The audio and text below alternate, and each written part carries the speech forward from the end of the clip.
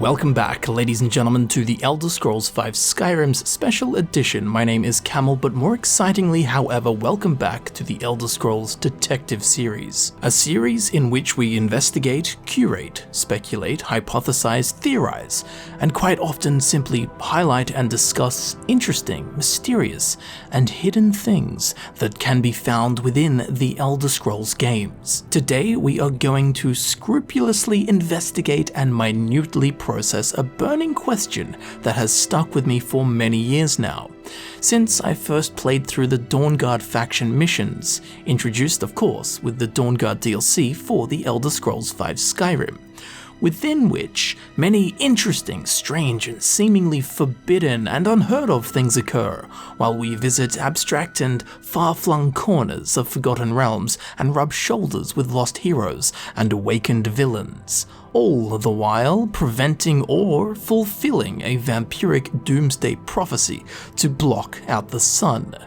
Yet, even with all that scale and scope going on, there is a certain minor character I have always been both drawn to and suspicious of. The man I speak of is a priest of Arkay, an imperial named Florentius Baenius. I both simultaneously trust his words, yet I'm almost certain his alleged circumstances are simply not possible, or so improbable that anyone with a grain of logicianship would render it so unlikely it is effectively impossible. You see, Florentius claims to have ongoing divine experiences consisting of the constant communication with an Aedra, the divine Arkay, god of life and death. You see, the likes of such divine intervention and interaction are almost, if not entirely unheard of within the Elder Scrolls universe, which naturally makes Florentius Baenius very curious indeed. At face value, he is a discombobulated, frantic, frazzled, eccentric, muttering and murmuring man. Yet he's likable, he's friendly, he seems harmless, and comes across as completely genuine, all the while rather strange. So naturally, I've had to dig deep into the musty lore books and approach this confusing beast of a situation with an extravagantly honed spearhead of careful deduction dipped in a potent poison of evidential deconstruction. But despite my efforts, I still struggled to land a telling blow onto the question of whether this man truly communicates with Arkay. And because of this, I'm very much looking forward to hearing your thoughts on this investigation of the intriguing individual, Florentius Baenius. Now, if this kind of stuff does interest you, be sure to check out my other Elder Scrolls detective videos that I have already done. They can be found down in the description via the Elder Scrolls detective playlist link. Now, down there in the description, you can also find all of my social media links. Be sure to follow me on Instagram and Twitter to keep up to date with what I'm up to. And be sure to check out the brand new merch store for the channel with over 100 items that have been carefully designed for lovers of the Elder Scrolls, like this camel Elder Scroll blanket designed by yours truly. It keeps you warm and up to date with lore while you watch these videos. But for now, let's get into the seemingly simple yet frazzlingly complicated question at hand. So, once we are an hour or two into the Dawnguard faction main missions, the leader of the Dawnguard, Isran, will ask a favor of us. There are people I've met and worked with over the years. We need their skills, their talents, if we're going to survive this. If you can find them, we might have a chance. Where can I find these people we need? Right to the point, aren't you? I like that. Not like those fools in the Order. We should keep it small. Too many people and we'll draw unwanted attention to ourselves. I think we'll want Sorine Jurard. Breton girl, whip smart and good with tinkering. Fascination with the Dwemer. Weapons in particular. Last I knew, she was out in the Reach, convinced she was about to find the biggest dwarven ruins yet. She'll help us? Might need a little convincing, but she should. You'll also want to find Gunmar. Big brute of a Nord. Hates vampires almost as much as I do. Got it into his head years back that his experience with animals would help. Trolls in particular, from what I hear. Last I knew, he was out scouring Skyrim for more beasts to tame. Bring the two of them back here, and we can get started on coming up with a plan.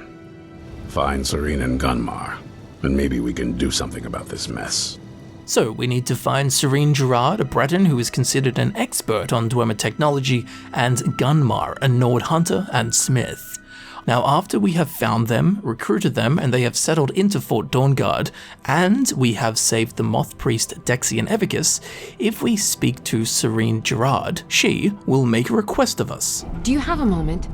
Gunmar and I have been talking and, well, we're slightly worried. We both realized that if Isran's even allowed us in here, he must be really concerned. And if he's that concerned, the situation must be pretty bad. Make sense? You're worried about what we're up against. Yes. These vampires are a new threat, and a truly deadly one.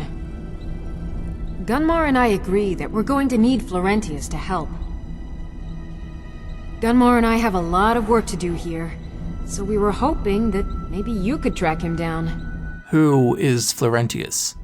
He's a priest of Arkay. Well, he was. It's complicated. He's a little eccentric, but we can trust him, and we could definitely use his skills.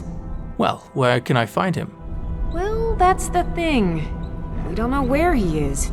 Haven't seen him in years. I think he had regular contact with the Vigilance, and I know Isran kept track of them. So maybe you could ask Isran if he knows anything? Just keep in mind that he might not like the idea. Sure enough, we'll have to go now and have a chat with Isran. I need to find a man named Florentius. Ring any bells? Who said something? Sorine or Gunmar? I thought they'd have learned their lesson by now. I don't trust that man, and I don't want him here. Well, Sorine seems to think that we'll need his help. I suppose she's right. I shouldn't let my personal feelings get in the way. Last I heard of him, he was aiding the vigilance of Stendarr at Ruunvald. He may still be there. If he can maintain some appearance of normalcy, I'll allow him to stay. This Florentius sure seems like a divisive and dividing bloke. Anyway, we need to find him, so off we go to Ruunvald, a mine and Nordic ruin found in the southeastern corner of Skyrim, at the base of the Velothi Mountains. Once we arrive here, we will find a tent posted outside the entrance. If we stick our heads inside, it seems to have been left a mess. On the ground is a Dawnguard axe, suggesting that Florentius has been here, or someone else that rubs shoulders with the Dawnguard. Now on one of the bedrolls is a small booklet, Volk's Journal. Perhaps this can tell us more. Day 14. I knew I should have volunteered for the excavation earlier. For months, Morag had been going on to the Vigilance about detecting mystical energies deep in the East Mountains. Said he'd found some old tomes about the ruins of Ruunvald or something like that, a Nordic chamber thousands of years old. I remember thinking, yeah, if it's so old, how come no one's found it yet? There's plenty of adventurers wandering around these parts. Seemed like most of the other Vigilants agreed. We had more important things to do. But Morik took a team and went digging, and when he started turning up a long-buried temple, well, didn't I feel like a troll in a dung heap. Soon enough, he was sending back letters to the hall, begging for as many men as we could send. I didn't volunteer at first, still seemed like a myth to me, kinda like the Elder Scrolls 6. But when word came back that they'd hit the main chamber, I packed up and headed this way to help.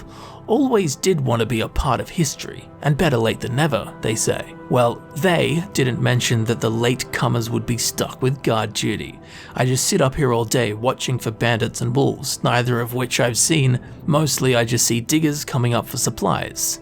Gotta say, I've been seeing them a lot less regularly, now that I think about it. Day 19. Alright, it's been 3 days since anyone's come up. The last one to emerge was Upper, and he just walked around a bit with a weird vacant look in his eyes. Told Florentius and me to come down as soon as we had the chance, then trudged back in. Something ain't right, and I aims to find out what. Volk. Very curious indeed. It would seem something rather odd took place here, and our man Florentius is mentioned. That's a good sign. Well, with our mission at hand and curiosity brimming in our minds, there is nothing other to do than push through the rotten wooden doors and plunge ourselves into the depths of Ruunvald. After a short jaunt, we'll come out into an open room with a skylight due to the cave ceiling eroding over time and falling in. Immediately, we will notice that there are people mining and wandering around, a good sign, or so we may think. These are the Vigilants of Stendarr, but something is clearly amiss, as around all of their heads is an effervescent emittance of an unnatural crimson fog. These Vigilants of Stendarr have been charmed by what means is currently unknown, but they will be hostile towards us, so we have to be ready to fight our way through here. Once we reach the bottom of the chamber, we will find a book atop a wooden crate. Throughout this dungeon, we will find several of these diaries, which foreshadow and slowly reveal what has happened here. In short, an Ultima woman named Minorne has charmed and brainwashed all of the Vigilants of Stendarr to do her bidding, mining ore for her like a personal army of mindless slaves, which does not bode well for Florentius. But there is one scribbling I would like to highlight here, the Scripture of Minorne, which reads, "Glory be to Minorne, glory be to the mistress of all. My life for you, O beautiful saviour. Where once my feeble ramblings seemed so grand, I now realize they are but scratches on parchment, unworthy of you. Oh, that I could properly describe you. I would write 1,000 testaments to you. Damn my tiny thoughts, if only I were wiser. Minorne asks that we bring more here for her, more to worship her and do her bidding. I have sent word to the whole of the Vigilants to come. A simple lie was told, as they would not understand. Not until they saw her, oh glorious Minorne. But she is fearful. There are fools in this world that do not heed her beautiful voice. The god Florentius, sent from the beacon, he still prays to Arkay, an absentee god who pales in comparison to Minorne. I will pray to the goddess that I can see. May he rot in his cage. Oh, sweet, sweet Minorne. Gods be praised, by the sounds of it Florentius Baenius is still alive. Now, when we exit into the final chamber of Ruunvald Temple, we will see several figures standing in the fog-heavy room. Atop the stairs we will find an Ultima woman. This is the ever-praised Minorne. She has charmed, brainwashed, mind-controlled all of the Vigilants of Stendarr into mining ore for her, acting as her personal brigade to do her bidding. We will have to end all of their lives as they will be hostile, and even killing Minorne will not break the spell cast over the Vigilants of Stendarr. Once they have been dealt with, we must find Florentius. He can luckily be found alive and locked in a cage that can be opened with a key found on the body of Minorne. I knew it! I knew Arkay would save me! I asked for help, and he sent you! You are a very welcome addition to this dreary place, my friend. I owe both you and Arkay a great deal. I'm sure I'll manage to repay him later, but you, what can I do to thank you? You, sir, can meet me at Fort Dawnguard. I suppose I could. What, pray tell, is there? Isran needs your help. Isran? My help? Is this some kind of a joke? Did Arkay put you up to this? Isran's done nothing but mock me. He's never given me the respect I deserve. Please, Florentius, we need your help. Look, I've just got myself out of quite a mess here, in case you haven't noticed. And while I appreciate your help, What's that? No, that's not what I... Yes, but... Are you sure? Really? Fine. Arkay says it's a good idea for me to go. I don't agree. But he's not the sort of fellow you can just ignore. I'll see you at Fort Dawnguard then. Don't worry. Arkay will show me the way. As I said earlier, strange man, but he seems genuine. And sure enough, he just walks off and finds his own way back to Fort Dawnguard, not fearing direction nor danger. despite us literally coming here to get him back to Fort Dawnguard. But what is most interesting is that an entire battalion of religious servants, the Vigilants of Stendarr, all served a divine. Yet all became brainwashed by Minorne. Not a single one of them was saved by their god Stendarr. Yet Florentius did not suffer the same fate as the Vigilants. He just magically, miraculously was immune to Minorne's charms. Now, given that both Florentius and the Vigilants are servants of the Divines, yet Florentius was protected somehow, while an entire devout priesthood of Vigilants were not protected, well, that seems pretty sus, right? Florentius also alleges to have a communication and literal dialogue with Arkay. Well, it sure seems like there might be some validity to this claim given his miraculous immunity to Minorne's spells and charms.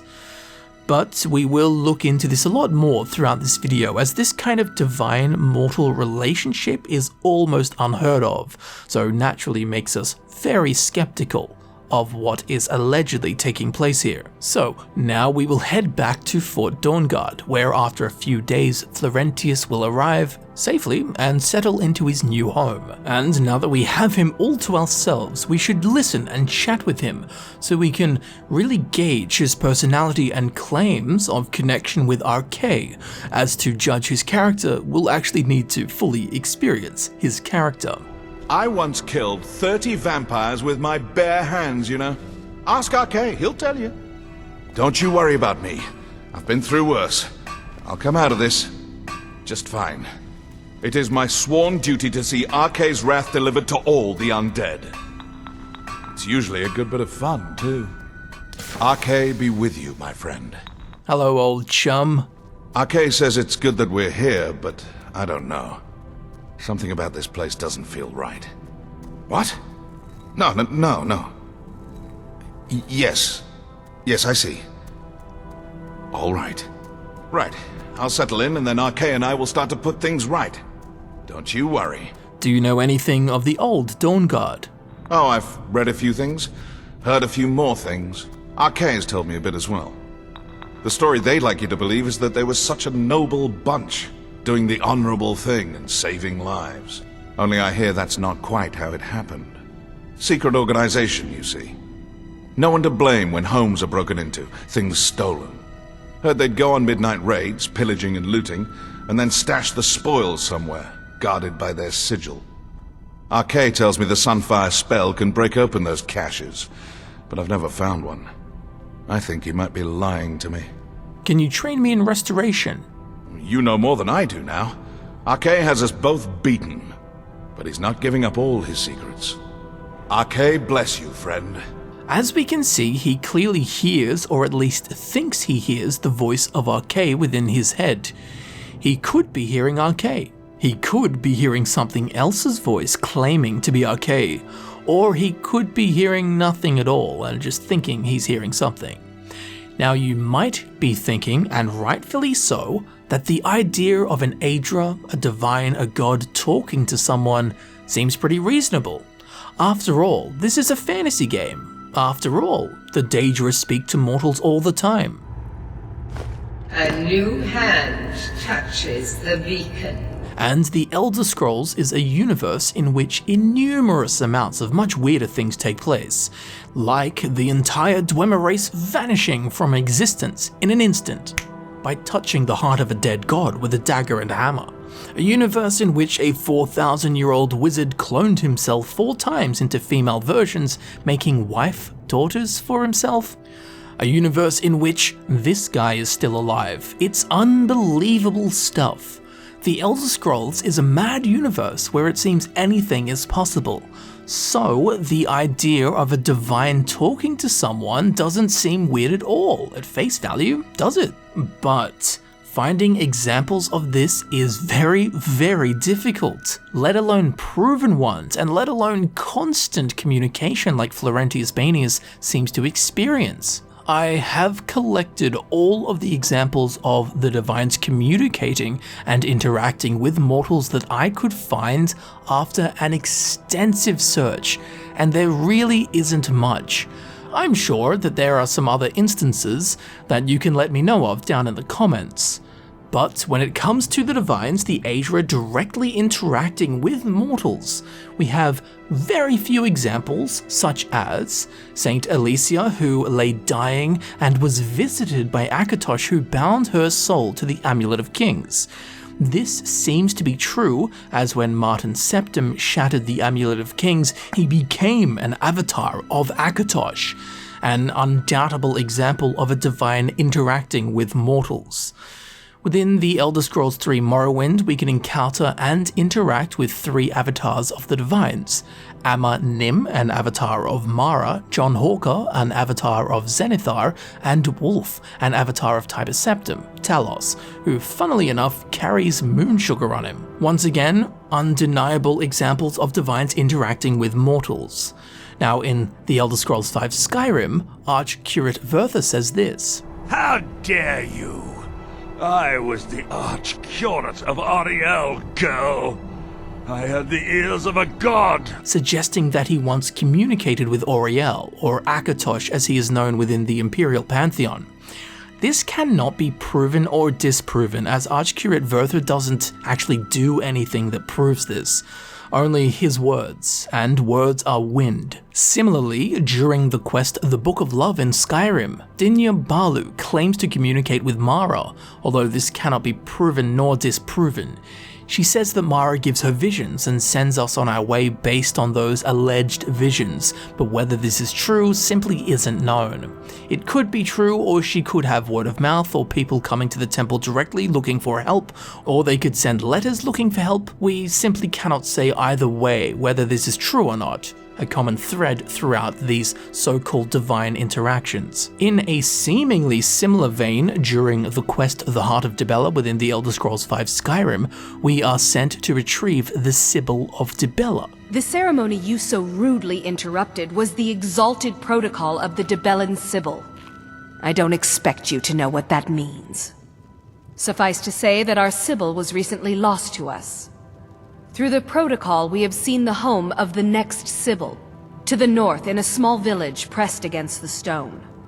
If you can travel there and retrieve our young Sybil, your transgression will be forgiven. The Sybil of Dibella spends her entire life in direct communion with the goddess. From the time she's a little girl to the moment she expires, she is a direct connection with the Heavenly Mother. From her reverie, we know the mind of our god. We have had a vision of the next Sybil, living in a village to the north. She must be brought to the temple for her reverie to begin. It's considered a great honor for the family. Their daughter will never know hardship, and the goddess blesses them with great bounty. Our daughter, Feotra, was taken from here. The Forsworn descended, and they didn't touch anything else, just our little girl. It was the Forsworn from Broken Tower. Never been much trouble before. But it turns out that the Sybil has been stolen by a group of Forsworn. Oh blast, what a rotten coincidence. Or was it? As this Sybil of Dibella just so happens to have been stolen by a group of Forsworn who worship Dibella. Now, the Sybil of Dibella is a chosen prophetess who communicates with Dibella for the Sisterhood of Dibella. This Sybil is chosen by a vision given to the priestesses by Dibella herself, apparently, which proves nothing, and they could, just be choosing any random old girl. Who's the chosen one? That one. But before the Temple of Dibella even knew of their new Sybil, she had already been stolen by a Dibellan worshipping group of Forsworn. Now, what are the chances that 2 Dibellan sects just so happen to have randomly chosen the exact same girl as a prophetess of Dibella? That is, quite frankly, highly unlikely, and it would seem that there is in fact some form of divine cause, choice, and interaction with mortals here. A refreshing breath in this short list of spurious divine claims. Another example is in the Elder Scrolls Online. We have another case that seems legitimate. When the Prophet and yourself are trying to escape Molagbal's Plane of Oblivion, Cold Harbor, the Prophet calls on Akatosh for help, and it would appear that the divine Akatosh does in fact intercept and cast down his divine hands. Great Akatosh, dragon god of time, I require your strength. Let the way be opened. Let these wandering souls return home. Let the will of Lamae Bal be denied. Hurry! We must go now!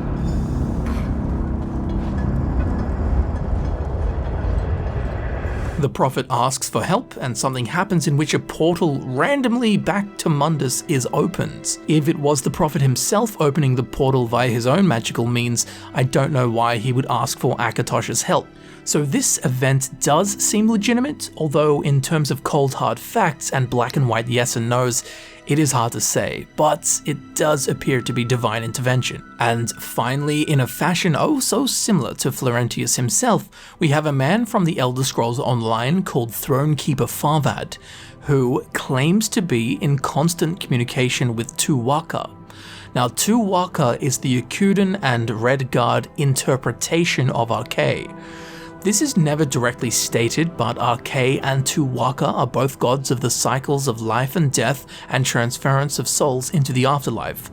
Also, the symbol that represents Tuwaka might look familiar, and that is because it is identical to that symbol that represents Arkay, further concreting that they are in fact the same god and just different interpretations in different cultural pantheons. Now, this Thronekeeper Farvad is a priest of Tuwaka, just as Florentius Baenius is a priest of Arkay. They serve the same god. They play the same role. And ever so interestingly, Thronekeeper Farvad claims to constantly speak with Tuwaka, just as Florentius claims to constantly speak to Arkay. But let's hear it from the horse's mouth to get a better read of this character. It also explains why Tuwaka is so angry. He speaks to me. He says the temple must be cleansed, and now. Tuwaka says you will have the pleasure of killing this Uwafa. With his help, of course. First, you must light the final brazier over there. Then, Tuwaka's breath will come. Uwafa has sealed himself inside the sanctum with my priests. I fear for them, but Tuwaka will help us. He will unseal the doors. Then you can go in and kill this necromancer bastard. Are you ready to witness the power of a god, my friend? Go now, and light the final brazier. Do not fear the power of Tuwaka. You and I, we are his champions in this. Well, Tuwaka tells me that you must do battle with the spirits of the long-dead giant Goblin King. To what end? I do not know. But only fools doubt Tuwaka's wisdom. Tuwaka says there is great wisdom to be gleaned from this. Tuwaka shall be watching. Tuwaka says they seek to teach and to test. Tuwaka tells me the heroic spirits have returned to their slumber. Tuwaka has shared some of his wisdom with me. Now, much like Florentius, he doesn't seem to be a phony. He seems genuine and, well, much more composed than Florentius. There are hints of divine intervention, like Tuwaka's breath unsealing a tomb and Tuwaka telling Farvad what he needs to do next, but it's not quite enough for me. Thronekeeper Farvad will say things like, He has given his blessing. Go into the inner sanctum and kill Uwafa! Then we go in, kill the guy, then when we come out, he drops some mad knowledge like this. I am very proud. Tuwaka says that you smote this Uwafa mightily. Well, yeah, what did you think happens? Go in there and kill the guy. Okay, we go in, kill the guy, come out alive, and then he's all, oh, Tuwaka tells me you killed him. Yes, obviously, you don't exactly need divine intervention to figure that one out. Tuwaka, a god, a divine, sure gives some useless information that is just observable. I do not know where the other Ansei wards have been taken, but Tuwaka tells me that you must go east, my friend. He says that is the next step on your journey. Go east to no specified location. Well, thank you very much, Tuatha. This isn't very helpful considering we're on the western side of the zone. When he says this, just about everything's east of here. Not very impressive for a god, is it? Now, Farvad does sometimes appear exactly where you need to go and claim that Tuatha told him to go there. Now I understand why Tuatha bid me to come here to Hunding's watch. And you know, it could be Tuatha telling him to go there. Or he could have followed us, or he could have had word of mouth that we went there. He could have just thought about where he thinks we would go next, and so he heads there himself, etc, etc. Him being where we are and saying that Tuatha sent him doesn't actually prove anything. There is an instance where Tuatha apparently opens a portal for us. Tuatha extends his hand. You need only enter the portal, and you will be transported back to the desert below. But it only takes us down the hill and is no great show of power. Any old fool can open a portal, so while it might well be Tuatha doing it, Farvad just saying that Tuatha did it doesn't actually prove anything in terms of divine cause, as usual. Unfortunately, there is a long list of examples and occurrences that could be the doings of a divine, or it could not be. Opening a portal is nothing special, opening a sealed door is nothing special, saying a god told me to do this and that when the thises and that's are obvious and observable isn't anything special either. Proving or disproving the involvement of a divine is incredibly difficult to do. So as we can see, actual divines interacting with mortals is ever so incredibly rare, and most claimed cases are just too ambiguous and vague to be proven. Don't forget, I looked long and hard. I asked you guys in the community tab right here on YouTube of any examples of divines interacting with mortals. I asked the Fudge Muppet guys, I asked lore masters and mistresses like Lady Nerevar, and the examples that we just went through are the ones that we could collectively find. I'm sure that there are more that we have missed, but the point is that these divine interactions are ever so rare, and even harder to prove as legitimate or even plausible. Just like real life, someone says something happened, it doesn't mean it happened. So in regards to Florentius, this does make proving or disproving his claims of constantly talking with Arkay ever so difficult and probably impossible. There are a few more interactions with Florentius that I'd like to bring to light that will feed us more information. During the Dawnguard missions, if we speak to Florentius and ask him what we can do to help, he will say this. I've been poring over some of the tomes left here in the keep. Interesting stories indeed. Seems the previous incarnation of the Dawnguard had, at one time, some interesting toys. Arkay and I think it could be a great advantage for us. You should look into retrieving it. What will I be up against? What's that, Lord? Well, should I tell her? Falmer, if I understand Arkay correctly. Nothing you can't handle. Go with the light. Sure enough, when we head to the location, it will be filled with Falmer, and the ancient artifact will also be present here. How could he possibly know these things, knowing the location of a long-lost ancient weapon and what enemies reside within that location? It seems to be divine intervention. In a similar fashion throughout the Dawnguard quests, he will hit us with something along these lines. Arkay has some grave news, friend. Your friend, kidnapped! A vicious Night Stalker rules over a group of bandits. Seeks to gain leverage over the righteous. Arkay's never clear on life and death. Is she still alive? There's always hope. One of our friends has been kidnapped by vampires, and Florentius seems to know who they were, who took them, and where they can be found. Sure enough, if we head to the location given, there will be vampires, and our friend will be there being held hostage. You came for me. How did you know? I thought I was going to die in here. Thank you. Don't worry about me. I'll be fine. Much like the location of a long-lost artifact, how could Florentius possibly know such things?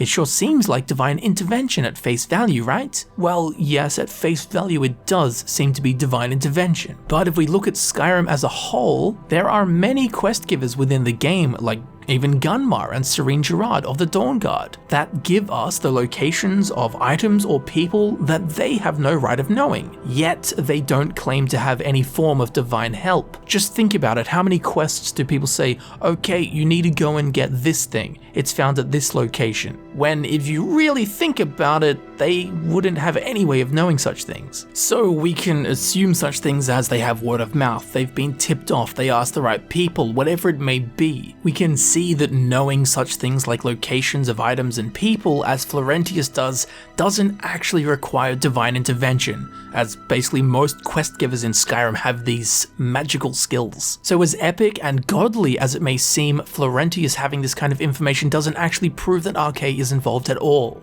It can't be proven nor disproven, only said that it still isn't actual proof that he is in fact speaking to Arkay. And once again, in a similar fashion, when questioned about the old Dawnguard, Florentius will say this. Heard they'd go on midnight raids, pillaging and looting, and then stash the spoils somewhere, guarded by their sigil. Arkay tells me the Sunfire spell can break open those caches, but I've never found one. I think he might be lying to me. Suggesting that there are some kind of secret chests hidden around the world that can be opened with a Sunfire spell. Interestingly, these caches do actually exist in-game. However, they cannot be opened with a Sunfire spell. No such Sunfire openable caches exist. Now, this could be an oversight by the devs, or this supposed Arkay could be lying to Florentius. How ungodly of him. Or, you know, something like he could have unintentionally given Florentius false information, which seems unlikely for a literal god to not know what they're talking about. At first, it seems very curious that Florentius would have knowledge of these ancient caches hidden away by the Dawnguard of old. How could he possibly know of something so strange and simple like little chests from eons ago? Well, actually, there are 3 members of the current Dawnguard whose job it is to refill them. So this shows that knowledge and locations of these caches is something that the modern Dawnguard knows about. They are no secret, so Florentius knowing of them is no sign of divine intervention either. Arkay could have told him about them, but the fact that he knows that they exist doesn't prove a damn thing. So we're all left here sitting around like a bunch of scamps scratching our heads. Does Florentius Baenius actually speak to Arkay? It's just so hard to say. Most of the evidence or instances in which it would seem he does are mostly all reachable by non-divine means. Yet, perhaps like me, you just simply believe him. I think this is because he lacks sacrimony. He doesn't hold himself above others. He doesn't see himself as holier than thou. He doesn't consider himself to be more important than everyone else. He doesn't strut around as, oh, I'm the chosen one, the voice of a god, the holy champion of Arkay. He isn't trying to prove anything to anyone. He's just going about his business. And he sure has that slight franticness and social jitteriness that someone who heard voices within their head would have. These attributes go beyond evidence and lean more into our intuition, our gut feeling. And for me at least, make me believe that he does in fact hear a voice in his head. Whether this is Arkay or not, well now that is an interesting question to explore. Given, as we have seen, divines interacting with mortals is scarcer than a new Elder Scrolls game, it would seem much more plausible that if Florentius Baenius does in fact hear a voice in his head, it would not be a divine, but someone or something else. Now, if it were someone other than Arkay, they would not reveal themselves to Florentius, because obviously the only thing that Florentius is going to listen to is the voice of his god, Arkay. Now let's just say as a hypothetical example that Sheogorath was talking to Florentius and went, psst, hey, priest of Arkay, it's me, Sheogorath. Florentius is going to go, Daedra, and not hear a bar of it.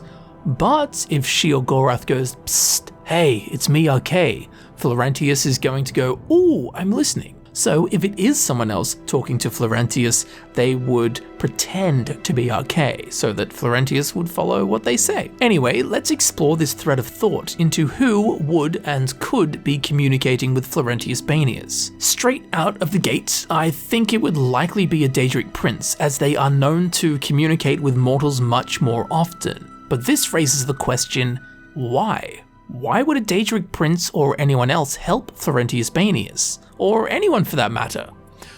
Well, the most important thing to note is that Florentius Baenius is a priest of Arkay. I don't know if I've mentioned that. His duty is to protect the cycle of life and death, protecting the sacred dead, funeral rites, and the proper resting of souls. So anything in the realm of undead is not on. This is important because keep in mind when we met him at Ruunvald and bid him to come to join the Dawnguard with us. Look, I've just got myself out of quite a mess here, in case you haven't noticed. And while I appreciate your help, What's that? No, that's not what I... Yes, but... Are you sure? Really? Fine. Arkay says it's a good idea for me to go. I don't agree. But he's not the sort of fellow you can just ignore. I'll see you at Fort Dawnguard then. Don't worry. Arkay will show me the way. He was not interested, yet the voice in his head told him to come to Fort Dawnguard, to come and bolster the ranks of the vampire hunting faction with his presence and skills. This heavily implies that whoever is speaking to Florentius wishes to smite the undead, or more specifically vampires. Vampires are of course considered undead and are the doing of Lamae Bal when he forcefully created the first vampire with an unwilling victim, Lamae Bal. If you do want to learn more about vampires and their creation and their different bloodlines, check out the video above, we explore all of that there.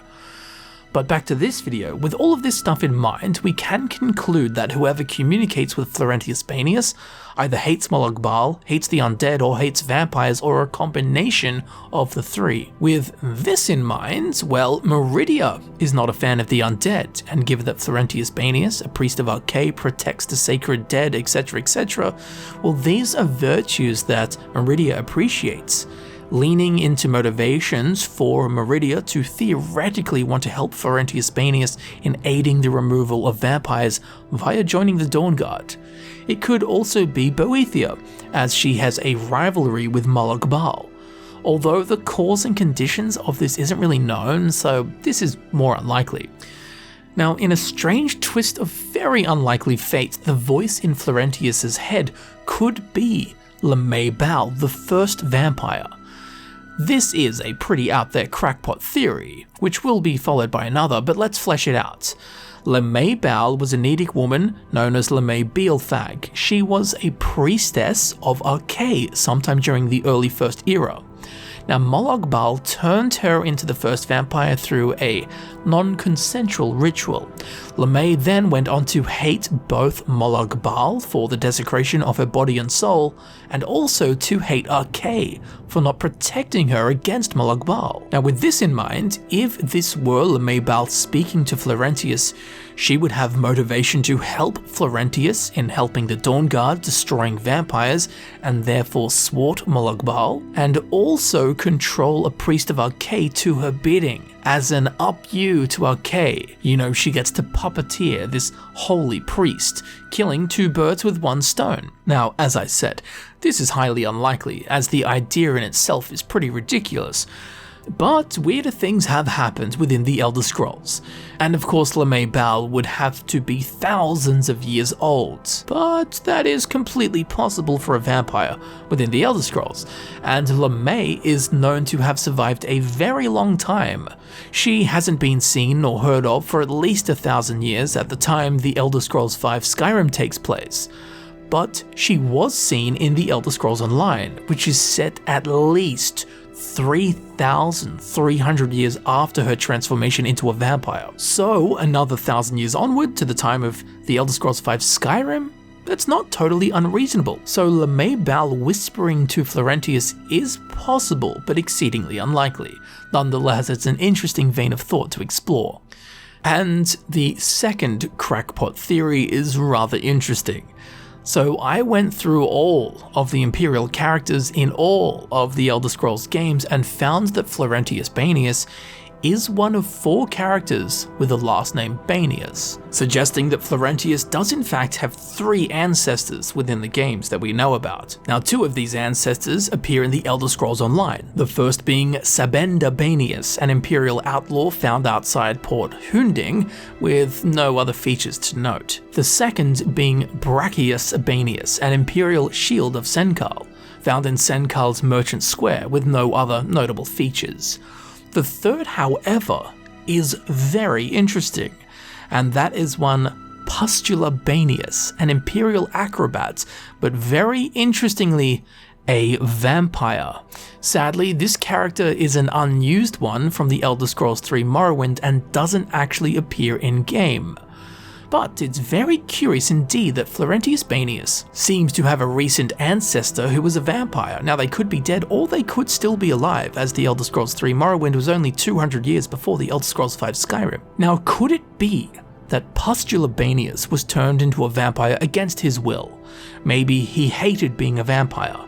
Perhaps he is now dead and trapped within Cold Harbor and hates all aspects of what his vampiric existence was and has become. Well, with these possible aspects in mind, could the voice in Florentius Baenius' head in fact be the voice of his vampiric ancestor, Opusculus Baenius, connected in some way to his descendant Florentius, posing as Arkay as so Florentius will listen to him, guiding him and helping him fortify the Dawnguard to swat out the looming vampiric reign, as so he can stop the life and death he hated so much from happening to others. A very curious line of thoughts. While it is a bit out there, so is Florentius and so is this whole situation, so it's interesting and possible nonetheless.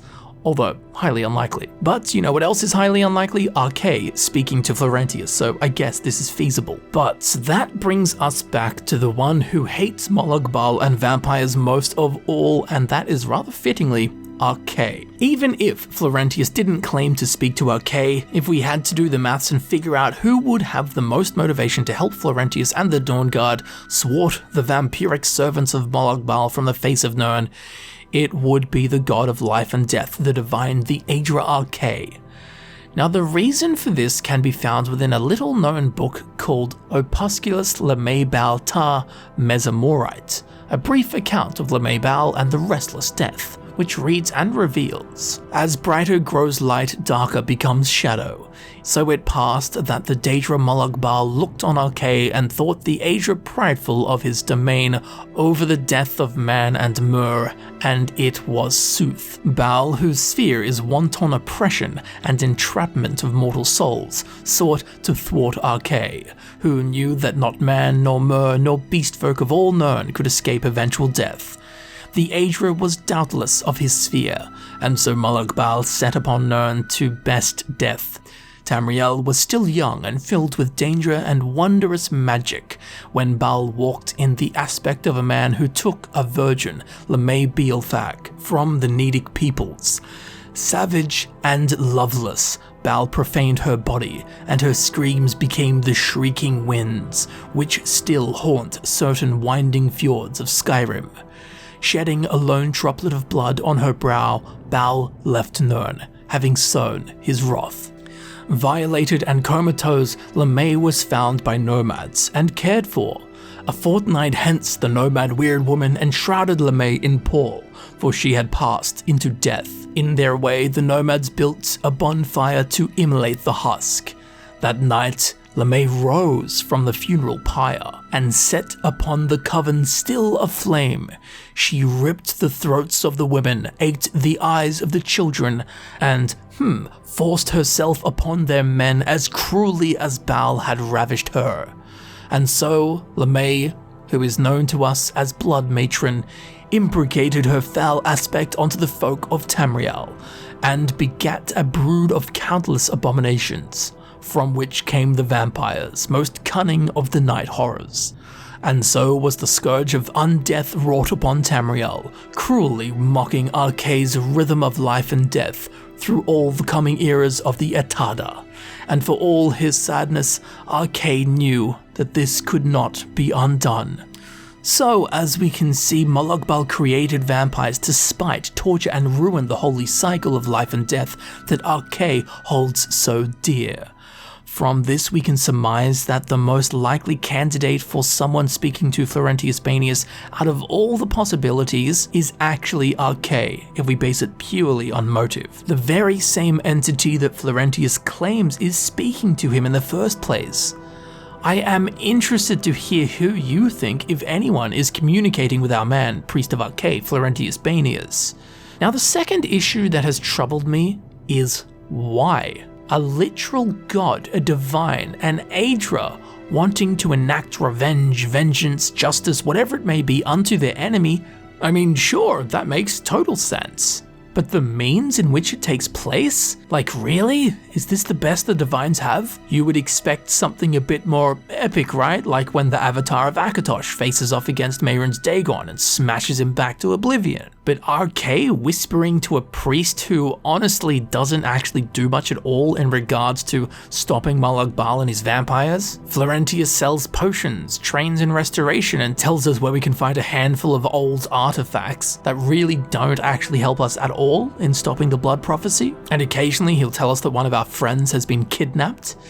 This divine intervention, these acts of a god, are pitiful in the scope of everything. Okay guys, we need to take down these vampires, we need to get one back on Lamae Bal for creating them in the first place. Who's got some ideas of how we can do this, as literal gods? Arkay puts up his hand. Oh, I know. Let's whisper in the ear of a crazy priest that no one believes, and then he can send the Dragonborn into a few caves and maybe sell him a potion. What do you think? Okay, Arkay, you kicked off the Council of Stopping Vampires. That is the most useless, ill-thought-out, asinine, half-witted, unimaginative, lackluster plan of divine intervention I've ever heard, and hopefully will ever hear. If you really think about it, a god, this is the best way a god can do something. I mean, I have lost all faith. Also, if you help the vampires fulfill the prophecy and invade Fort Dawnguard, you can just simply kill Florentius Baenius. Arkay doesn't step in. If we went to strike him down and a beam of light shot down and teleported Florentius away, then I'd be like, okay, Arkay stepped in, it's actually something actually happened. But that doesn't happen, and well, nothing happened. All of Arkay's efforts die instantly with Florentius. So with that in mind, does Florentius Baenius truly speak with Arkay? Look, just about all of the evidence points to no. Claims of divine intervention within the Elder Scrolls can be counted on a few fingers. Provable occurrences of divine intervention within the Elder Scrolls can be counted on even fewer fingers, such as the vision of the Sybil of Dibella and Akatosh meeting Saint Alicia, Akatosh fighting Mehrunes Dagon and Akatosh teleporting us and the Prophet out of Cold Harbor. The only actual piece of evidence of divine intervention in Florentius Baenius' case is his resistance/immunity to the spell of Minorne. Apart from that, while it might be very convenient to call his actions and his knowledge the workings of a god whispering to him, when we really scrutinize the evidence, it's just inconclusive, and the things he does and performs can be achieved without divine intervention, as shown with many other characters within the game, or even the Dawnguard, having knowledge of locations of people and artifacts and items, the Dawnguard Caches, what have you. But, perhaps like me, despite all of this, you still just go, I think he is hearing the voice of Arkay, which is kind of annoying because there's really no evidence pointing towards that apart from our gut feeling, or my gut feeling at least. His lack of sacrimony, his lack of trying to prove to people that he is in fact talking to Arkay, the fact that he just seems genuine, at the very least, he thinks that he's hearing a voice. Step up from that, he's hearing the voice of something, and the step up from that is he's actually hearing the voice of Arkay. But this, as far as I can tell, cannot be proven nor disproven. I just got a hunch. With that said, in reality, it's probably not true. But what I am truly excited for and ever so curious about is to hear your thoughts on this topic. Does Florentius Baenius, an Imperial Priest of Arkay, truly speak to a god, a divine? Does he speak to anyone at all? If not Arkay, then who? The Daedric Prince Meridia? The Daedric Prince Boethia? The first vampire, Lamae Bal? His vampiric ancestor, Opusculus Baenius? Or perhaps you have another idea as to who could be whispering into the head of Florentius.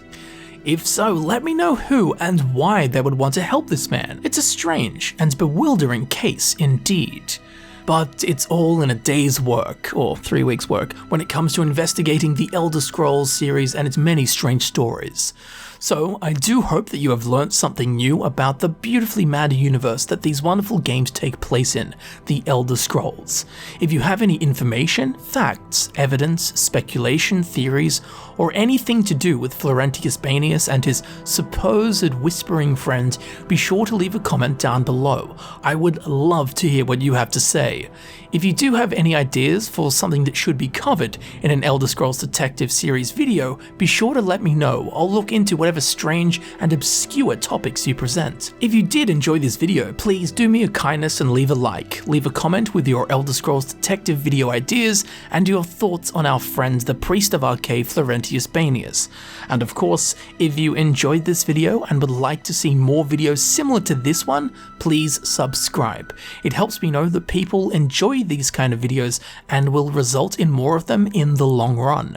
Be sure to click the little bell icon next to the subscribe button right here on YouTube so that you will be notified when a new Elder Scrolls Detective video is uploaded. My other Elder Scrolls Detective videos can be found down in the description via the Elder Scrolls Detective playlist link. Down there are also all of my social media links. Be sure to check all of that out and to follow me on Instagram and Twitter so you can keep up to date with what I'm up to and help me out when I need help. And of course, be sure to check out the brand new merch store. There's a ton of cool stuff on there, most of which I painstakingly designed myself. And if you did enjoy this video and you would like to help support the channel in a more personal way, well, first of all, you can buy a piece of merch that helps me out greatly and you also get something cool. You can become a patron on Patreon, or you can join the channel right here on YouTube with the join button. As I'm sure you know, all of my time and energy goes into making these videos that I create for you to enjoy, so your support is most genuinely appreciated and welcomed in any and all forms. Leave a like, leave a comment, share the video with a friend, watch my other videos, follow my socials, check out the merch store, etc, etc. So thank you very much for watching, thank you for supporting the channel. I've been Camel and I will see you very shortly in the next video. I'll see you there soon.